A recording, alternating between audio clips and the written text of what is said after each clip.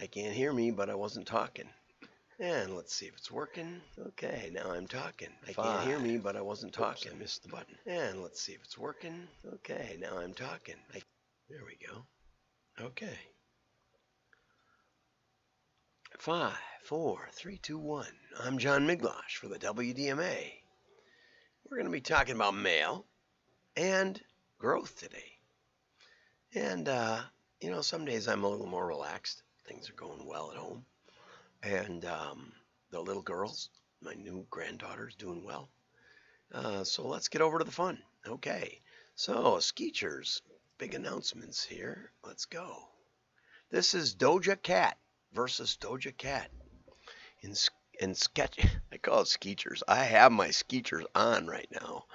I found out that there's a great sort of fall, winter, spring shoe that you can get that's great for the motorcycle. Waterproof, wonderful.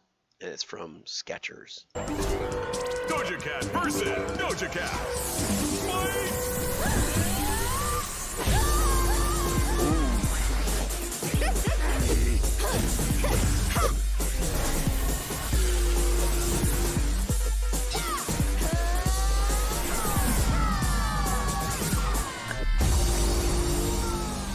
For all the different sides of you, there's Uno. Okay. Skechers, the Uno, the one. Okay. And, action and adventure and lots of color. And they don't say the name enough for my money. I would put it somehow all over the place. But, what do I know? Nothing about broadcast media spots. I've been in one and helped. No, I've been in two. I've been in, maybe three. Back when I was a model. In case you noticed, something in my beard, those are the last black hairs of my beard. So, some people pull out the gray. If I did, I'd have a very thin beard. Anyway, so let's get over to the story behind Skechers. Okay, Doja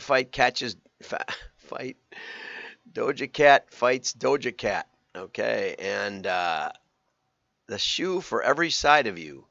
And Doja Cat is facing off against herself. She's got these hits, and she modeled a dress entirely made of Uno shoes.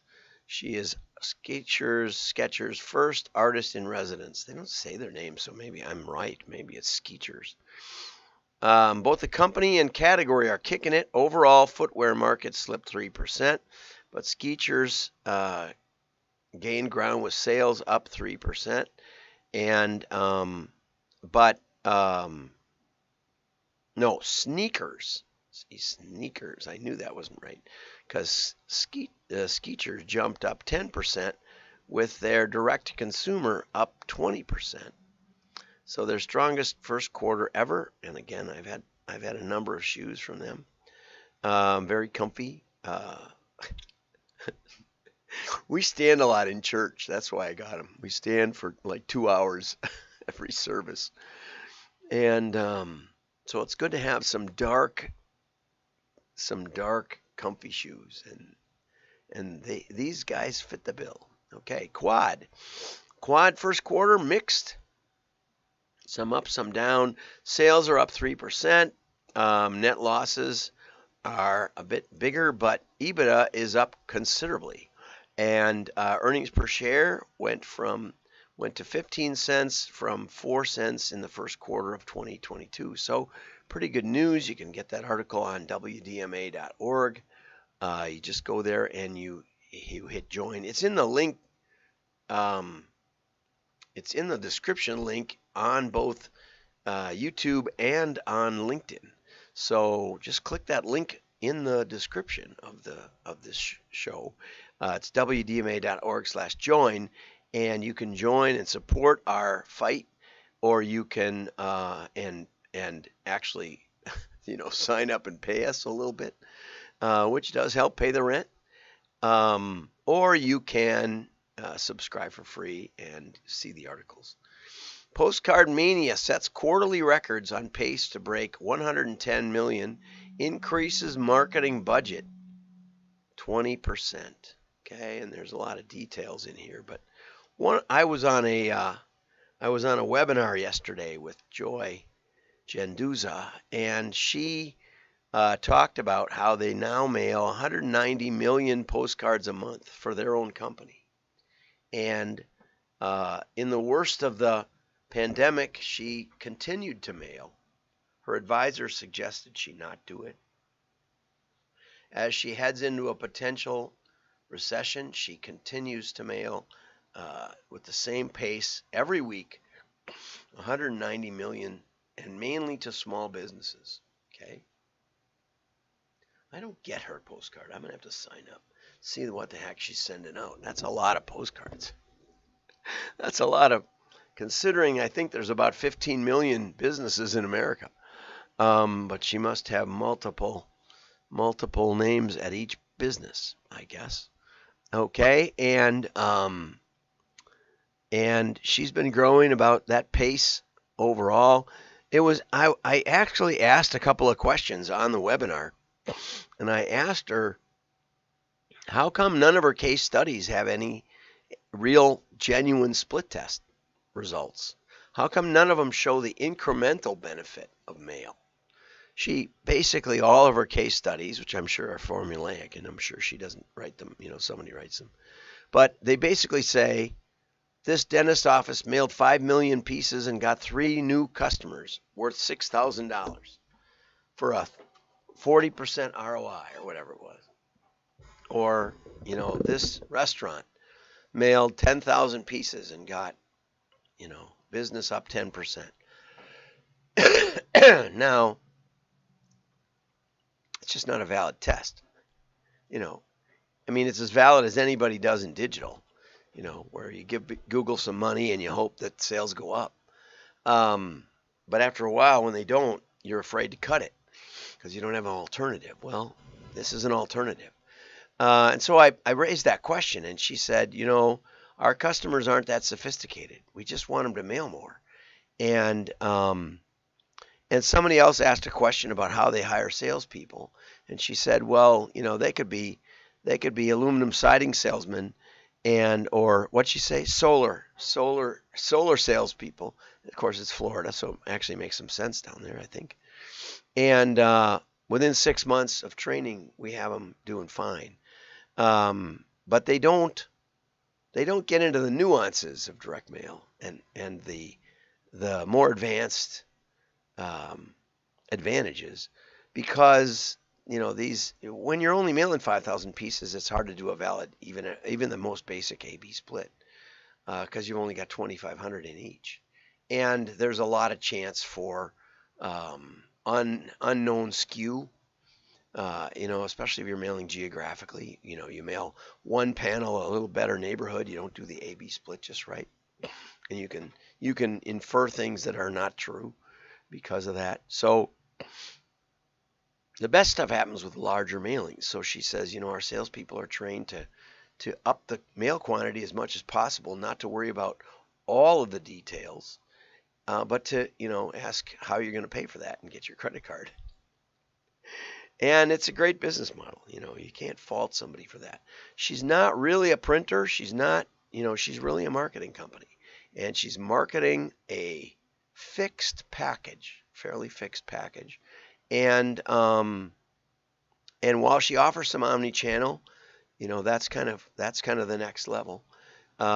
She basically is encouraging people just to do some mail, try some mail, not really test mail. But, people will get back to her and say things went well, and so then they put that on the website.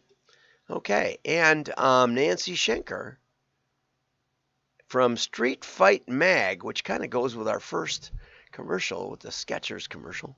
Street Fight Mag. I'm going to look into that. Maybe I'll put that on my list of things to read regularly. But Nancy starts out indicating that she really doesn't, she's not really a lifelong direct mail person, because she said it never really died. It just went back into its shell during the digital advertising boom. Well, not all of us did. Some of us just kept going. There wasn't much of a shell for me. I always thought digital was fraudulent and misleading, and I stick with that. when people write me on LinkedIn and say, we see you're an agency. We could help you with your digital advertising. I write back and I put digital fraud ? But anyway, maybe I do that just because I'm jealous. So 58% of marketers have more marketing budget allocated to mail in 2023 than in 2022, right? And a lot of that's postcards, I have to say. Engagement rates can reach, with paper-based marketing, can reach up to 96%. And part of the reason is very few people go to the mailbox, pull everything out, and throw it right in the trash. Most people have to at least glance at it as it's going in the trash.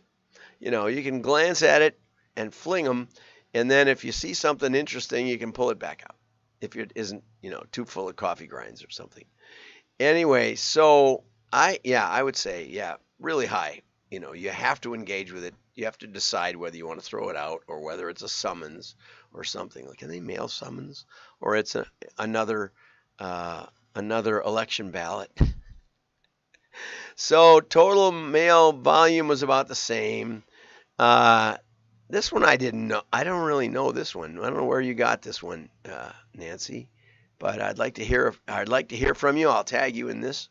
Direct mail is rumored to have roots in ancient Egypt. I mean, after all, they did kind of invent paper, I think. Papyrus was invented in Egypt. Although, anyway, there's other alternatives. But fast forward to the 1960s when printing technology enabled the industry to scale. Okay, it was kind of a catalog boom going on when I was first coming in at about the late 70s. And this is, kind of a typical article. Could be written by ChatGPT that just kind of covers the waterfront. Some advantages of mail are the ability to hyper-personalize messages. I think that's overstated. I think personalization is overvalued, including the ability to cost-effectively send mail to just a small handful of people. That's true. In fact, you can. Some of the best part about mail is it isn't necessarily scalable. You can do. Here, I got this mailer. I've been meaning to talk about this. This is interesting. I got this mailer that just said circus on it, all over in the return address area. It says circus. That's all it says, and there's a picture of an elephant, and it says free circus tickets enclosed. Let's see if I missed it already. May 5th. It's tomorrow. Okay, and they sent me, and it was bulky. And they sent me this whole package of, these are basically a child gets in free if an adult pays full price, kind of, buy one, get half price. And I'm sure they hand these out or whatever, but a lot of tickets. The back side is Spanish and the front side is English.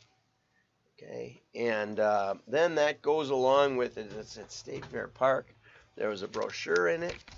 It's a very simple mailer, probably a formula that they just changed. Oops, I had it upside down.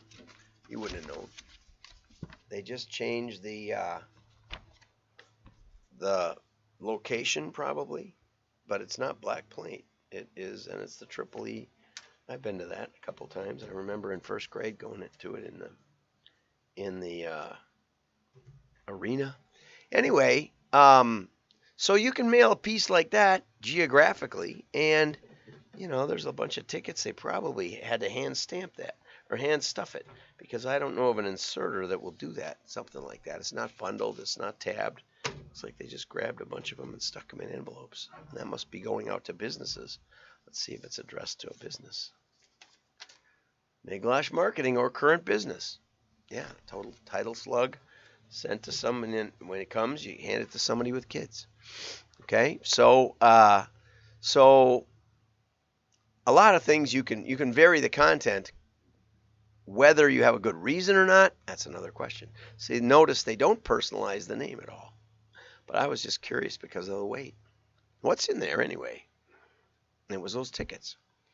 Triggered mail programs use customer data to send paper messages around key life events, which could be expiration dates, or you visited their website, or it's time to renew your subscription.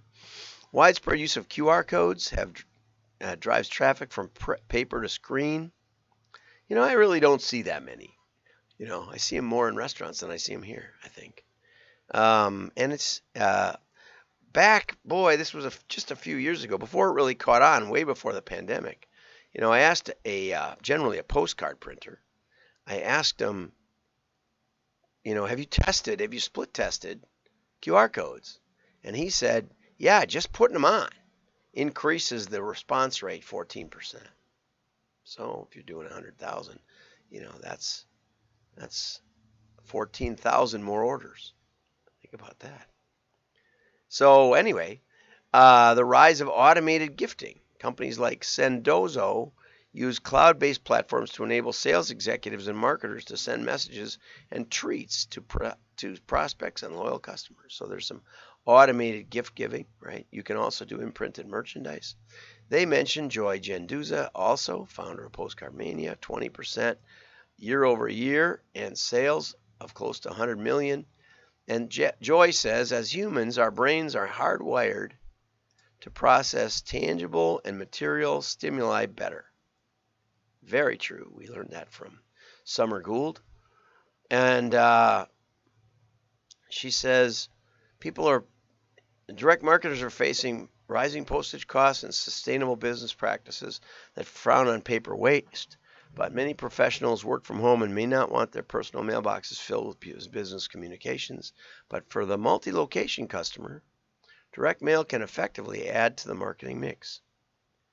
The big challenge, the work at home people are a little bit more difficult to get good lists from. But if you can get lists of people who buy through mail, they're a little more expensive. Test it, or you just go with geography if you're a small business. So ensure your database is clean, and there's ways to automatically do that very, very inexpensively. Again, call me if you need help with these things. Think creatively about formatting messages. It's especially important if you use postcards, because there isn't much room for sales on there. So you got to think really carefully about balancing the picture to get attention and enough copy to sell. Keep messages simple and direct. Probably the opposite of what I just said. Pay attention to timing. For multi-location brands, more personalized, responsive, local experience. Well, I better go. I'm getting to the end of my voice. Have a great day. Like and share. Your friends will know your